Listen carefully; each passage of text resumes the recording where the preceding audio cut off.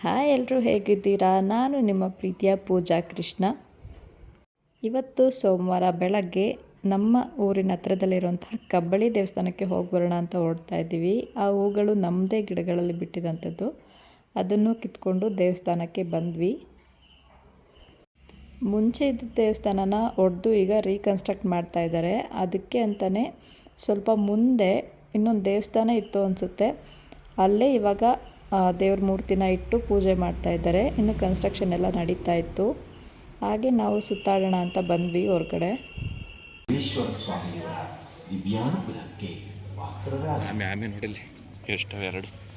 ಎರಡಲ್ಲ ಮೂರವೆ, ಅಲ್ಲೇ ಇವರೇ ಬಿಟ್ಟವ್ರೆ ಅನ್ಸುತ್ತಲ್ವಾ? ಅದು ಕವರೇನೋ ಒಂದು ಕವರು.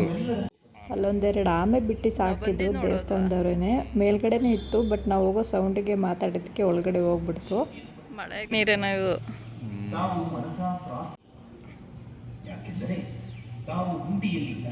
ನೋಡಿ ಕಡೆ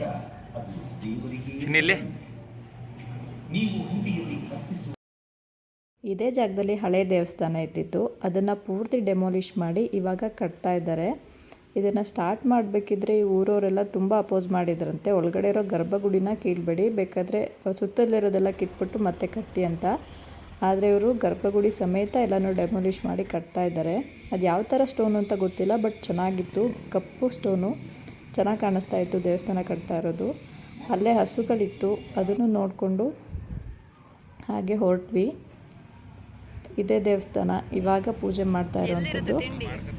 ದೇವಸ್ಥಾನ ಕಟ್ಟುತ್ತಿರೋದಕ್ಕೂ ಏನಕ್ಕೂ ಜನ ಕಮ್ಮಿ ಇದ್ದರು. ಮತ್ತು ಕಾರ್ತಿಕದಲ್ಲಿ ಇಲ್ಲಿ ಜಾತ್ರೆ ನಡೆಯುತ್ತೆ. 1 ತಿಂಗಳವರೆಗೂ ಇರುತ್ತೆ ಕಾರ್ತಿಕ ಪೂರ್ತಿ. ತುಂಬ ಚೆನ್ನಾಗಿರುತ್ತೆ ನೋಡೋಕ್ಕೆ. ಅಲ್ಲಿಂದ ದರ್ಶನ ಎಲ್ಲ ಮುಗಿಸ್ಕೊಂಡು ತಿಂಡಿ ಕೊಡ್ತಾಯಿದ್ರು. ಅಲ್ಲೇ ತಿಂಡಿ ತಿನ್ನೋಣ ಅಂತ ಬಂದ್ವಿ. ತಟ್ಟೆಗಳನ್ನ ಇಡೋಕ್ಕೆಲ್ಲ ಚೆನ್ನಾಗಿ ವ್ಯವಸ್ಥೆ ಮಾಡಿದ್ರು. ತಟ್ಟೆಗಳನ್ನ ಇವಾಗ ತಗೊಂಡು ಹೋಗ್ತಾ ಇದ್ದಾರೆ ತೊಳ್ಕೊಬರೋಕ್ಕೆ. ನಾವು ತಿಂಡಿಗೆ ಹೋದಾಗ 10:30 ಆಗಿತ್ತು. ಜನನೂ ಏನು ಅಷ್ಟೊಂದು ಜನ ಇರಲಿಲ್ಲ. ಮದನ್ ಇವಾಗ ತಿಂಡಿ ಹಾಕ್ಕೊಂಡು ಬರ್ತಾ ಇದ್ದಾರೆ.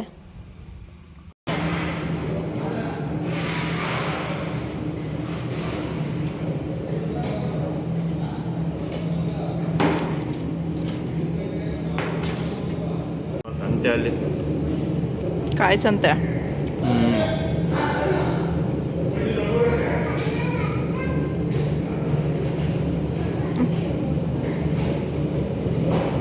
ಅದೊಂದು ಹಿಡ್ಕೊಂಬಿಡೋದು. ತಿಂಡಿ ತಿಂದು ಆದಮೇಲೆ ಅಲ್ಲಿ ಒಂದು ಅಂಗಡಿ ಇತ್ತು. ಪಾಪುಗೇನಾದರೂ ತಗೊಳ್ಳೋಣ ಅಂತ ನೋಡಿದ್ರೆ ಎಲ್ಲ ರೇಟ್ ಜಾಸ್ತಿ ಹೇಳ್ತಾಯಿದ್ರು. ಸೊ ಬೇಡ ಅಂತ ನೋಡ್ಕೊಂಡು ಹಂಗೆ ಸುಮ್ಮನೆ ಬಂದ್ವಿ. ಅದಕ್ಕಿಂತ ಅಲ್ಲಿ ಒಂದು ಗೊಂಬೆಗೆ ಸಾಫ್ಟಾಗೇ 100 ರೂಪೀಸ್ ಹೇಳ್ತಾಯಿದ್ರು. ಮೀಶೋದಲ್ಲಿ 200 ರೂಪೀಸ್ಗೆ 3-4 ಕೊಡ್ತಾರೆ ಅಂದ್ಕೊಂಡು ಸುಮ್ಮನೆ ಹಂಗೆ ಮನೆ ಕಡೆ ಹೊರಟ್ವಿ. ಪಾಪು ಬೆಳಗ್ಗೆ ನಾನು ಎದ್ದಿದ್ದ ಟೈಮ್ಗೆ ಎದ್ದಿದ್ಲು 6:30ಗೆ. ಅದಕ್ಕೆ ನಿದ್ದೆ ಬರ್ತಾ ಇತ್ತು. ಮಂಕಾಗಿದ್ಲು, ತೂಗುಡಿಸ್ತಾ ಇದ್ಲು ಹಾಗೇನೆ.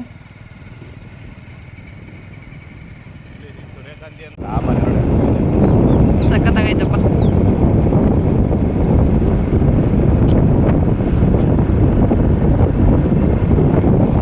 ಎಷ್ಟು ಕಿಲೋಮೀಟರ್ ಇಲ್ಲಿಂದ ಊರು?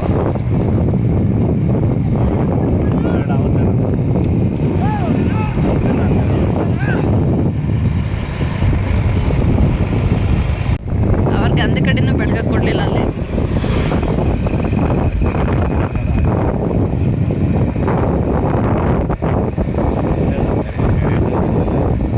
ಈ ದೇವಸ್ಥಾನ ಯಾವುದು? ಇದು ಅದೇ ನೆರೆಯದವ್ರು ಇಲ್ಲಿರ್ಬೇಕು.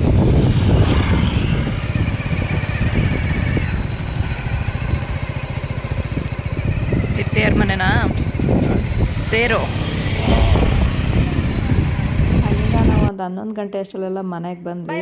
ಅವ್ರಲ್ಲಿಂದ ಬಂದು ಮದನ್ ಅಂಗಡಿಗೆ ಹೋದ್ರು. ನಾನು ಪಾಪುನ ಆಟ ಆಡಿಸ್ಕೊಂಡು ಕೂತಿದ್ದೆ. ಬಾಯ್. ಕಣ್ಣೋಡಿವಾ ಪಾಪು, ಇಲ್ಲಿ ಕಣ್ಣೋಡಿ, ಕಣ್ಣೋಡಿ,